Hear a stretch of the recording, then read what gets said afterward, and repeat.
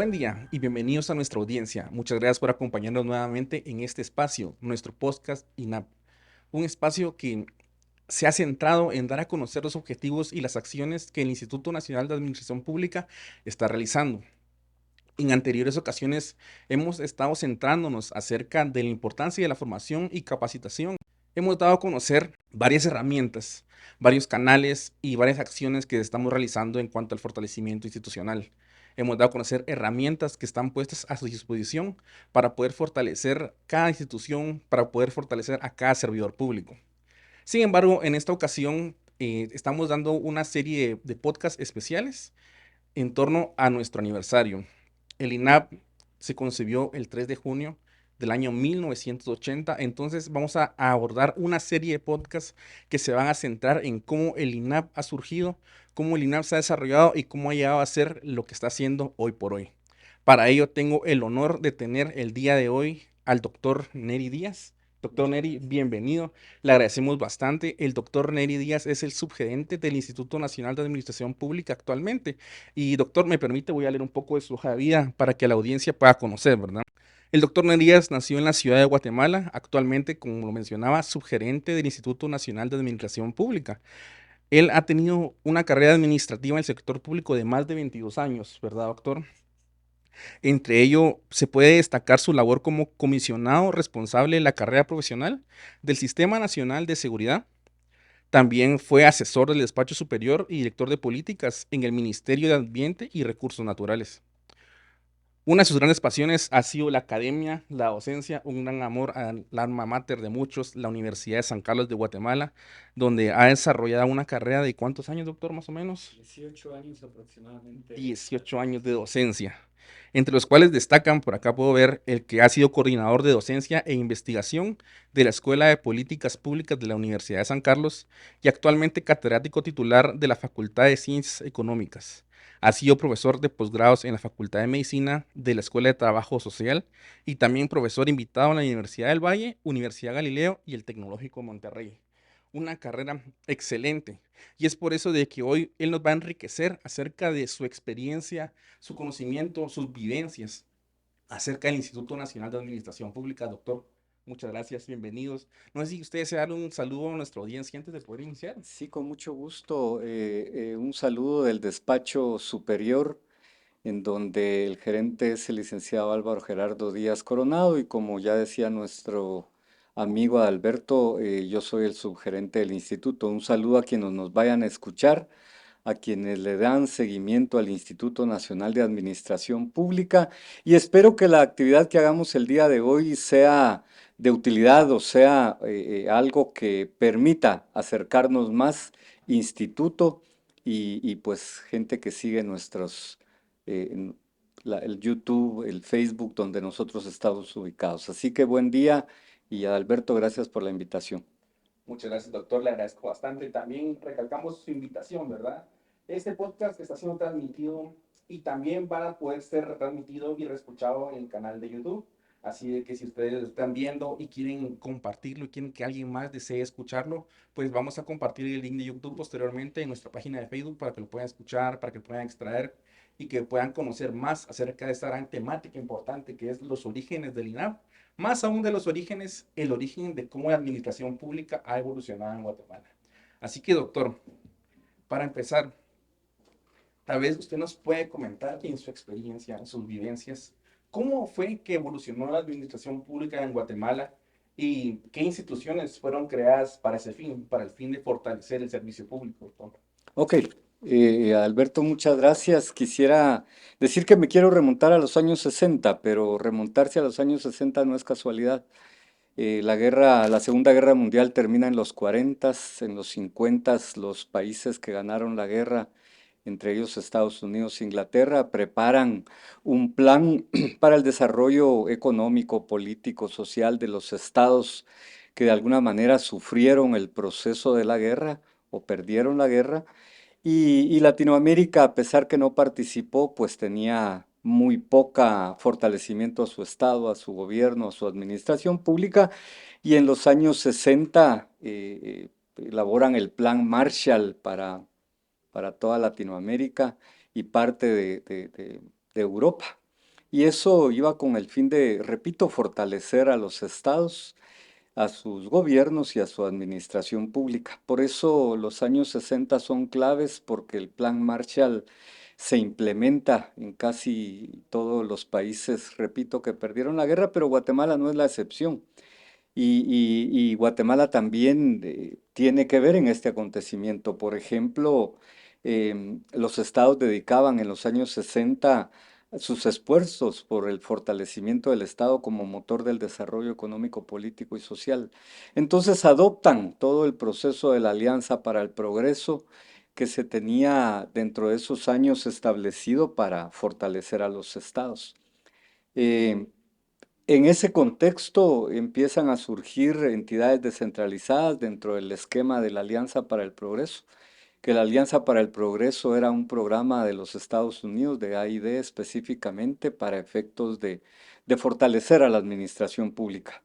Dentro de ellos aparece el Instituto de Cooperación Interamericano para la Vivienda, el Servicio de Crédito Agrícola SICAS, el Servicio para la Educación CECIDE, que posteriormente se transforman en instituciones nacionales puramente guatemaltecas. Digamos, la Alianza para el Progreso sí apoya en cierto momento, pero va dejando también la carga para el Estado, que explicaré eso en un momento. Precisamente en los años 60 también se crea la Escuela Superior de Administración Pública Centroamericana, la ESAPAC, con sede en Costa Rica.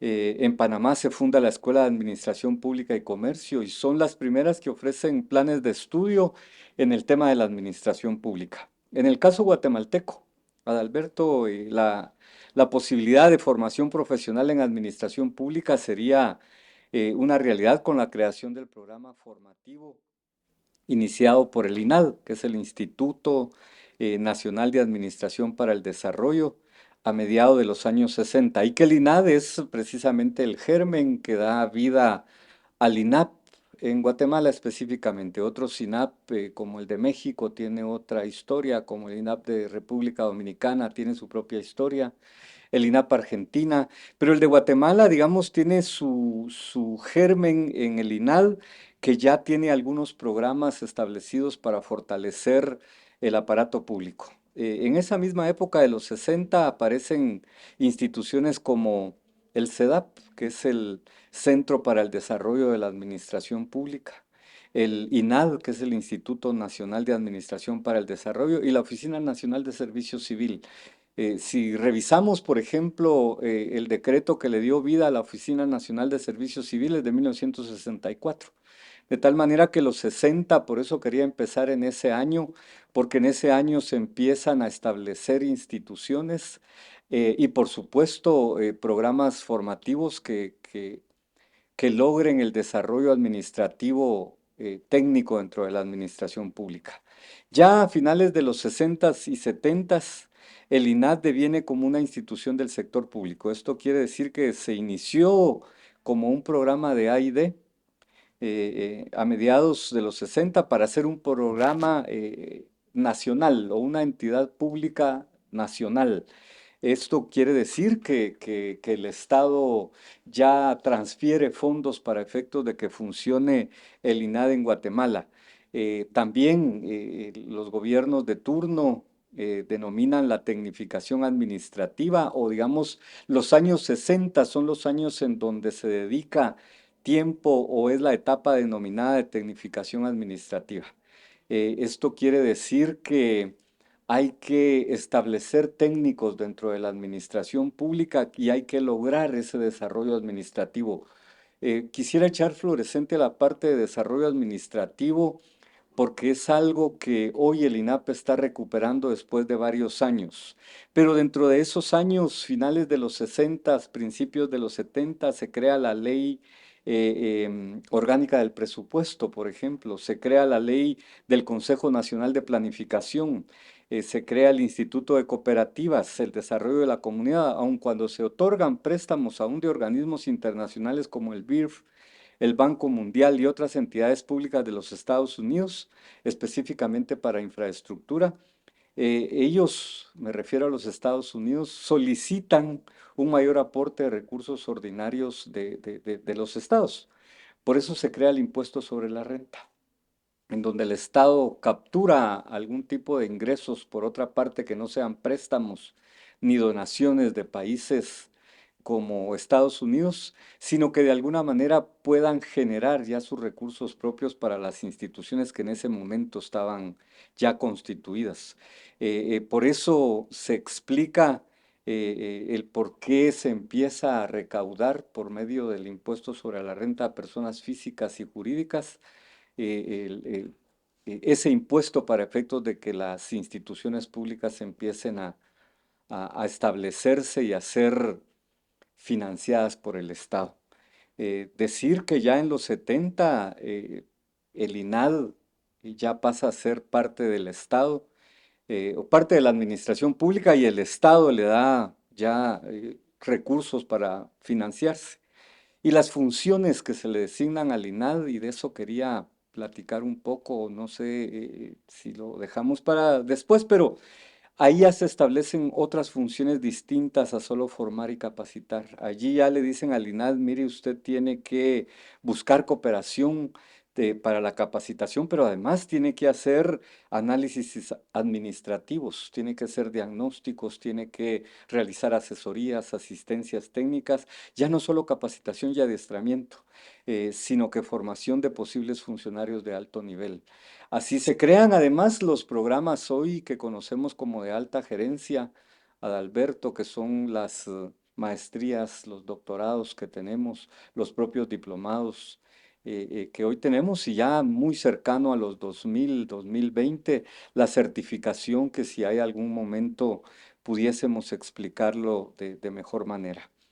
Em, Así, INAD es el germen del INAP actual y el INAP recibe cooperación técnica internacional, ya como INAP, recibe cooperación del CLAD, recibe a través del CLAD a través del ICAP de Costa Rica. Al mismo tiempo, apoyo de institutos de la administración pública como España, España, INAP México, la Escuela de Administración Pública de Canadá, de Quebec, lo que permite al INAP interactuar con la cooperación, intercambiar experiencias de cierta manera, mejorar su capacidad de análisis. Por eso se explica que en los 80s, 90s, muchas personas que fungieron posteriormente en puestos importantes en la administración pública habían sido formados, por ejemplo, en Canadá, que ya tenían una maestría en administración pública fuera del país. Y ya en los 80, Betío, creo que hice un recorrido de los 60, 70, 80, se crea el INAP a través de su ley orgánica, el decreto 2580 del Congreso de la República.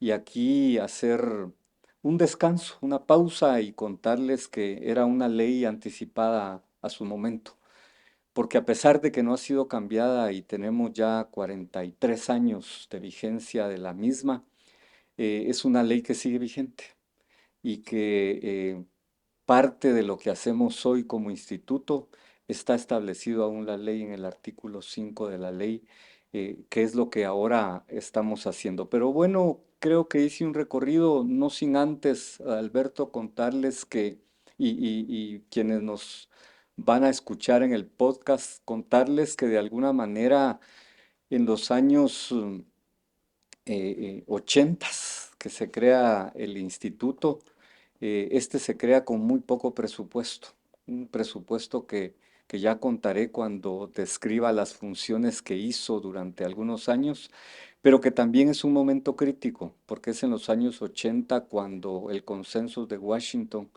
establece a nivel internacional que todos los países deben someterse al concepto neoliberal, de la economía neoliberal en el país.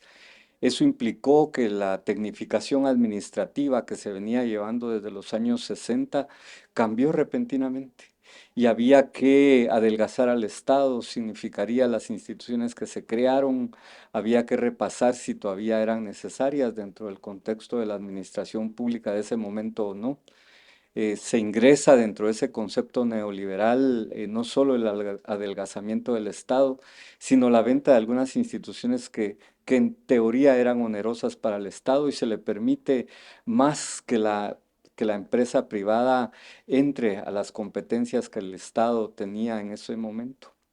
de tal manera que ese proceso aún es un proceso que estamos explicándolo y que, tratando de cómo absorberlo dentro de la administración pública guatemalteca, pero que nos da una luz de esperanza el nuevo modelo de atención que tenemos como instituto. Y por ahí, Adalberto, contarte que ese, desde mi perspectiva, es un poco la evolución que existe desde los 60, que de los 60 a partir de los años 50 se denomina ya la época moderna del mundo, a partir de que termina la guerra mundial y que ahí se establecen algunos factores distintos, como el fortalecimiento de los estados mismos, ¿verdad? Eh, por allí podría No, comentarte tu doctor, primera pregunta. realmente que es muy enriquecedor todo escuchar todo eso y conocer toda la estructura que hay detrás de la creación de una, ¿verdad?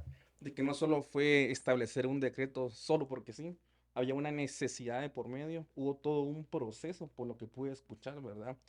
La creación, incluso el surgimiento de instituciones que puedan coadyuvar.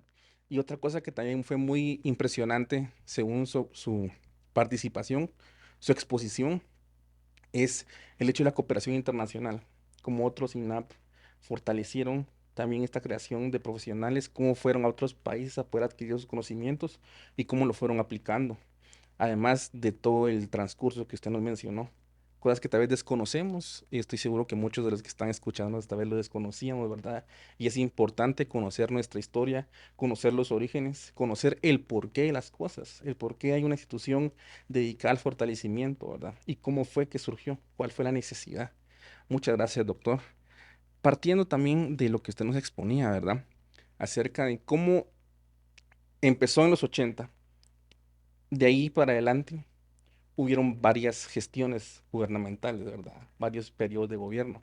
No sé si nos puede comentar cómo el INAP contribuyó a cada uno de esos periodos o qué objetivos tenían esos periodos de gobierno, esas gestiones y cómo el INAP coadyuvó a los objetivos de esos mismos. No sé si nos puede comentar. Con mucho gusto, Adalberto. No sin antes terminar quizás la intervención anterior o el recorrido que hicimos anteriormente diciendo que el Centro para el Desarrollo de la Administración Pública, CEDAP, es el antecedente del INAD.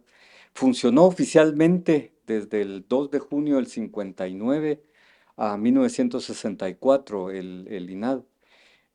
Cuando se oficializa en el 64 la organización del INAD, luego primero el CEDAP del 2 de junio del 59 y del 64, perdón, del 59 a 1964 el INAD. Y el INAD es el antecedente del INAP que funcionó del 1964 a 2 de julio de 1980, cuando de 1980 de julio en adelante el INAP establece. ¿Por qué quería mencionar esto? Porque de acuerdo a la pregunta que me hacías, Adalberto, en los años 70-90 se suceden 6 gobiernos, 5 militares y uno ya en la época democrática, específicamente la del licenciado Vinicio Cerezo, que es elegido en 1985 y que ya es el primer presidente de la época democrática. Pero tu pregunta era cómo estos gobiernos hacen del INAP un aliado para que les ayude en algunos procesos. Bueno, decirte que el presidente Arana, Carlos Arana, eh, le interesa el proceso de sectorización, la sectorización del sector público, o sea, los 14 ministerios, los 14 sectores, y le pide al INAP que le ayude en ese proceso de sectorización. Y se crean los 14 sectores que creo que los conocemos hasta el momento. Sector educación, sector salud, pero todo con su conceptualización y la creación de esos 14 sectores. El presidente Lucas, que Lucas García fue en su periodo presidencial donde se crea el INAP, en 1980, el presidente Lucas lo utiliza, perdón por el adjetivo de utiliza, pero digamos lo hace propio para fortalecer el sector público y les pide que formen, que capaciten, que reestructuren la administración pública para efectos de su fortalecimiento. Para el jefe de Estado Ríos Montt, él materializa, utiliza al INAP para materialización de sus planes y programas, sobre todo lo vinculado a la descentralización. El concepto de la descentralización, que no es un concepto que él crea, pero le dice al INAP, ayúdenme a que la descentralización se materialice y desde allí algunos conceptos de descentralización y la propuesta de formulación de ley, de la Ley General de Descentralización que se actualiza en el 2012. Para, para Mejía Víctores, que también fue jefe de Estado, le solicita al INAP lo vinculado con las relaciones exteriores, ¿verdad? Que le ayude a fortalecer el MINEX, que le ayude a que Guatemala sea reconocido exteriormente y que de alguna manera las relaciones exteriores se materialicen. Y quisiera hacer un énfasis especial en cómo el presidente Vinicio Cerezo, que es el primer presidente electo eh, democráticamente en los ochentas, pide el proceso de regionalización del país, el desarrollo urbano y rural y regional del país. Eso explica un poco cómo el INAP se involucra también en la formulación de la ley de regionalización, cómo se involucra en el proceso de fortalecimiento a los consejos de desarrollo urbano y rural, no solo a través de procesos de formación y capacitación, sino también de impulsar las leyes que le dan propuesta a estos temas.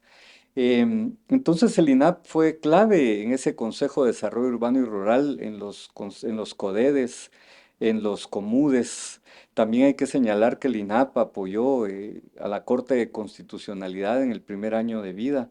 Eso implicó la estructuración administrativa y la presupuestación de la Corte Constitucional, dentro de otras. Por ejemplo, también participa en la creación o reestructuración de entidades como UNAERC, que es la Unidad Nacional del Enfermo Renal Crónico, a través de un apoyo que se tenía con los Países Bajos y le piden al INAP que entre en la reestructuración, dentro de otras cosas. Por ahí podría resumirte cómo el INAP apoya, tal vez debía haber iniciado diciendo que el INAP es una entidad que depende de la Presidencia de la República, de tal suerte que estos presidentes que me preguntaste y estos periodos, Adalberto, em, pues utilizaron en ese sentido la creación del INAP y sus potencialidades en su momento. Muchas gracias, doctor.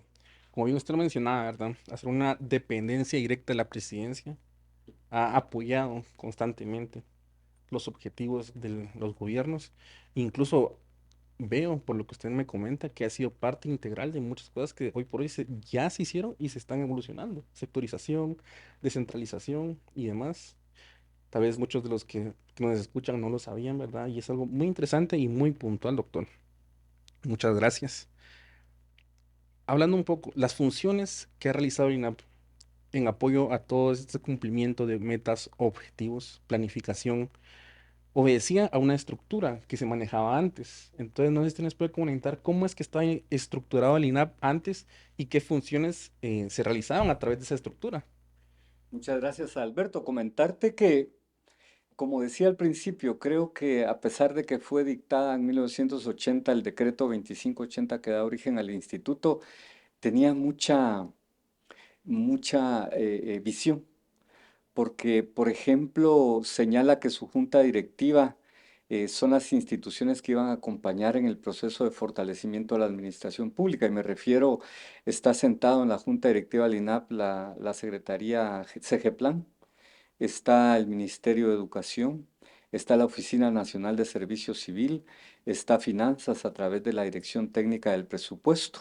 Y estas entidades son las que de alguna manera están involucradas en el propio desarrollo económico, político y social del Estado, de tal manera que el INAP, en primer lugar, su junta directiva, perdón, su ley orgánica, sienta en su mesa principal a las instituciones involucradas en ese desarrollo. Pero ha tenido ciertas evoluciones, Alberto, dependiendo de la filosofía política que el partido de gobierno tenga y de quien designe al frente de la institución. Te quisiera hablar de ya los años 2000, 2000 en adelante, donde, por ejemplo, el INAP estaba organizado em, para que se fortaleciera la administración pública desde el punto de vista más de procesos formativos. Además tenía la estructura, Adalberto, un soporte financiero muy escaso. Y te hablo de 12 millones de quetzales, los cuales la gran mayoría era para funcionamiento y quedaba muy poco para dar apoyo a las instituciones en procesos de desarrollo administrativo, de asistencia técnica. Bueno, decirte de que sí, habían direcciones de asistencia técnica, de asesoría, asesoría y asistencia técnica a municipalidades, pero que la verdad no estaba muy definido cómo hacer el apoyo y repito, lo que se hacían eran procesos de formación y capacitación. La asesoría, a pesar que su ley orgánica establece de que las instituciones deben de pedir opinión técnica del INAP para su reestructuración, esta se ha perdido, Alberto, ha tenido muy poco ya impacto ese proceso y entonces lo que se destacó hacia lo externo de la institución fue procesos formativos, ¿verdad? La gente agradecía que se le capacitara, que se le formara, perdón, inclusive que se hicieran maestrías para efectos de salir. Hay una maestría que me atrevo a decir es la más antigua, incluso de la propia Universidad de San Carlos, que se inicia en los años 2000, luego que el INAD pasa a ser INAP, que es la maestría en Administración Pública, que la avala la Universidad de San Carlos y aquí tenemos hoy por hoy casi 17 cohortes en proceso. Pero agradecía esa parte, pero de ahí asistencia técnicas, asesorías, lo hacíamos más a demanda y con escasos recursos, de tal manera que ese proceso, Adalberto, de la estructura que teníamos, era una estructura que funcionaba más externamente hacia procesos de formación y capacitación y dejando em, o minimizando, digamos, actividades de asesoría y asistencia técnica que hacíamos muy poco a raíz del poco presupuesto que manejábamos. Repito, tenía la institución 12 millones de quetzales en su presupuesto. Muchas gracias, doctor, por su intervención, por comentarnos un poco de esos procesos que se han llevado a cabo, de cómo se estructuraba y qué acciones se hacían, ¿verdad? Pero es importante tocar ahorita un punto que vamos a ampliar y es algo que hemos tocado también en anteriores podcasts. Eh, para aquellos que no lo saben, el INAP a partir del 2021 atravesó un proceso de reestructura orgánica. No solo fue una reestructura de personal, una, fue una innovación completa de objetivos, de visión del instituto como tal, ¿verdad? Entonces, hemos mencionado algunas cosas en anteriores podcasts a grosso modo, pero tal vez usted nos puede comentar cómo a partir del 2021, en la gestión del licenciado Álvaro Díaz, doctor Nelly Díaz, empieza el nuevo modelo de atención y cómo esta reestructura realiza un cambio en las instituciones hoy por hoy. Sí, muchas gracias a Alberto. La pregunta por demás importante. Quisiera comentarte en ese sentido que bueno, el INAP actuaba por procesos formativos y actuaba todavía de manera aislada en las delegaciones departamentales o la dirección de-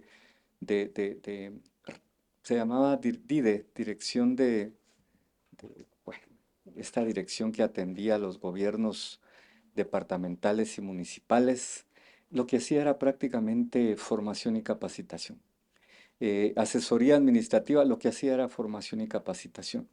Entonces, una palabra clave que mencionaste, Alberto, me parece clave porque la innovación fue parte de lo que da luz a esta nueva estructura administrativa. Cuando hablamos de innovación, tal vez no deberíamos de referirnos únicamente a innovación a través de lo tecnológico, que sí es importante, pero también se puede hacer innovación a través de cómo prestar el servicio, qué servicio prestar, identificar quiénes son nuestros ciudadanos clientes, identificar cuáles son los procesos importantes dentro de una institución. Y aquí decir que ese fue uno de los pasos iniciales. digamos, el INAP inicia por identificar cuáles son sus procesos, o dicho de otra manera, tratar de operar por una gestión por procesos, y esa gestión de procesos no es ni más ni menos que identificar lo importante que tenemos que hacer, identificar cuáles son los procesos sustantivos de la institución y enfocarnos en ellos.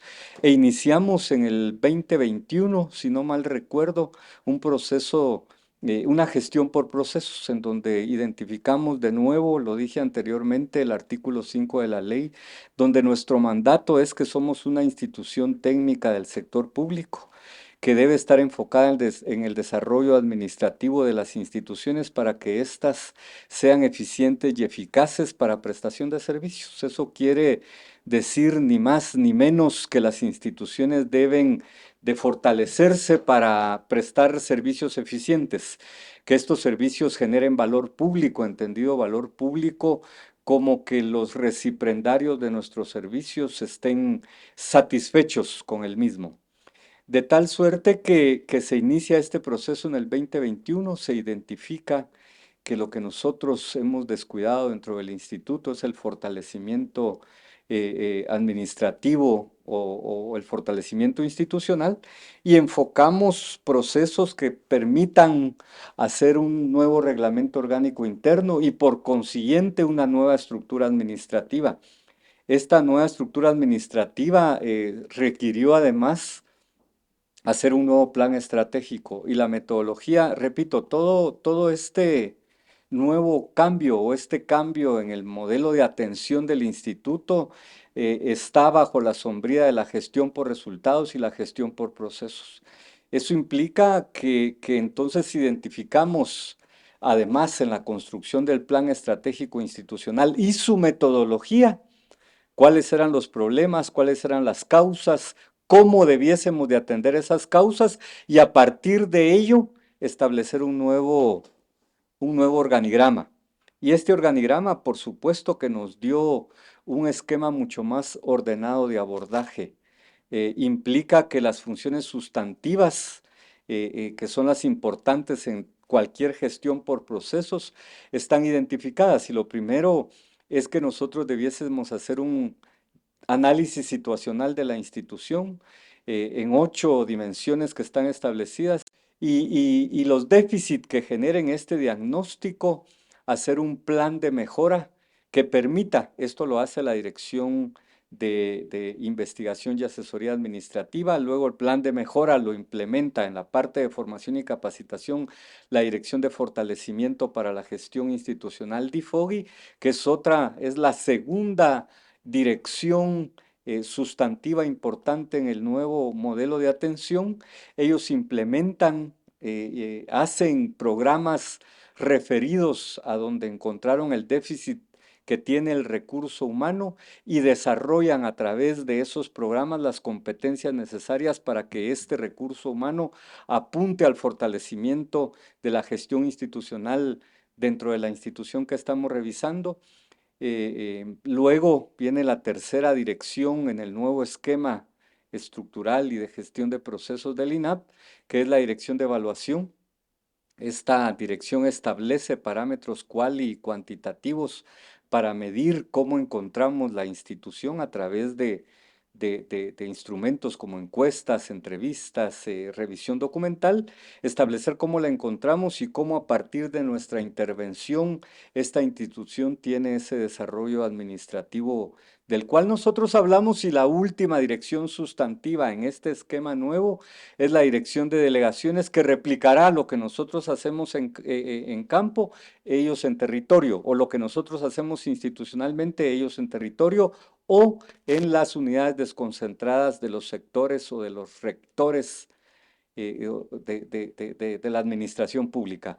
Así, a grosso modo, contarles que esta nueva estructura, eso es lo que requiere, es un planteamiento de un nuevo modelo de atención del instituto, que significó, dentro de otras cosas, realizar cambios en el reglamento orgánico interno, realizar cambios en la nueva estructura organizacional, realizar cambios en el plan estratégico institucional, que está dirigido hoy al año 2032 para que tenga coherencia con el CATUM 2032 y que esperamos que de alguna manera tenga durante los años un impacto que lo veremos, no es un impacto a corto plazo, esperamos mediano y largo plazo, impactos en las instituciones y en el sector público per se. Así que eso podría contarte de manera resumida, Adalberto, por qué de la nueva organización y cuál es el sentido de la misma. Muchas gracias, doctor Ney. Realmente su participación en este espacio ha sido muy especial. Conocer la historia, repito, espero no ser redundante, pero es de vital importancia, de vital importancia. Conocer los orígenes, el porqué de las cosas y hacia dónde vamos es lo que nos permite comprender qué cosas podemos llegar a mejorar. Y como usted lo mencionaba, ¿verdad? Esta nueva gestión, este nuevo modelo impulsa la innovación, que no solo se resume en cuestiones tecnológicas, sino la aplicación de nuevos modelos, nuevas tendencias de administración pública, nuevas teorías, si no estoy mal, ¿verdad? Entonces, doctor, de verdad, muchas gracias. El doctor Neri mencionaba acerca de las nuevas direcciones sustantivas que pertenecen al Instituto Nacional de Administración Pública. Hoy por hoy estamos impulsando una campaña en nuestras redes sociales. Vamos a dejar los links tanto en la caja de comentarios de Facebook como en YouTube, anclados, aquellos clips que hemos realizado para que puedan conocer las diferentes direcciones, nuestra misión, nuestra visión, nuestros valores, ese contenido que hemos preparado especialmente para ustedes, para que nos puedan conocer de una manera más simplificada. Cada cápsula dura menos de un minuto para que podamos comprender rápidamente qué es el INAP y conozcamos más a detalle las funciones y las acciones que están llevando allá afuera y cómo estamos buscando el fortalecimiento institucional, el desarrollo institucional y, como bien lo mencionaba el doctor Neri, el valor público. Que por cierto, cabe mencionar de que la primera exposición, el primer podcast de esta serie conmemorativa de los 43 años, aborda el tema del valor público a cargo del licenciado Francisco Leal. Vamos a dejar el link en la caja de comentarios y también vamos a dejar anclado la miniatura en YouTube para que ustedes también puedan acceder a esta ponencia y ustedes puedan conocer más del valor público. ¿Cómo es que influye el valor público? ¿Cómo yo como servidor público puedo llegar a causar ese valor público? Y principalmente cómo el INAP hoy por hoy está desarrollando acciones estratégicas que han orientada a la calidad de los servicios de la ciudadanía, como bien lo mencionaba el doctor Neri, ¿verdad? Es así como llegamos al final de este espacio. Agradecemos a todos los que nos han acompañado hasta acá. Les invitamos a que puedan compartir este link en sus perfiles, que puedan compartir esta ponencia a demás personas que deseen conocer acerca de la historia del INAP, una historia muy importante que repercute hasta nuestros días y que primeramente Dios va a repercutir en años posteriores, como lo mencionaba el doctor Neri, ¿verdad? Así que lo esperamos en una próxima ocasión. Muchas gracias y que tengan muy buen día.